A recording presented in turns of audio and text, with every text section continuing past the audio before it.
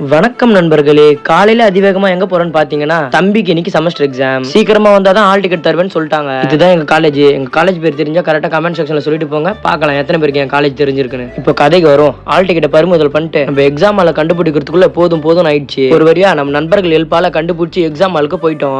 ஒரு 2 ஹவர் நல்லா எக்ஸாம் எழுதிட்டு நம்ம நண்பர் வந்தா போல. எதுவுமே எழுதல, கண்டிப்பா ஃபெயில் தான் சொன்னா போல. இவங்களாம் நம்பவே முடியாது, எப்ப முதுகுல குத்துவானுங்கன்னு தெரியாது. மதியம் 1 மணி அளவுல வீட்டுக்கு வந்து சேர்ந்துட்டேன். மதியத்துக்கு சாப்பாடு 2 வகையான காய்கறி வயிறு ஃபுல்லா சாப்பிட்டேன். ஒரு முக்கியமான விஷயம், நம்ம வீடியோலாம் பாக்குறீங்க, ஆனா ஃபாலோ அண்ட் சப்ஸ்கிரைப் பண்ண மாட்டீங்க. கொஞ்சம் பார்த்து பண்ணி விட்டுருங்க. அப்புறம் என்ன, தூக்கம் தான். ஒரு சாயந்தரம் 6 மணிக்கு ஏஞ்சி புது சொக்காலா போட்டு எங்க போறேன்னு பாத்தீங்கன்னா, பள்ளி கால நண்பர்களுடன் மாதா கோயில் திருவிழாக்கு போறோம்.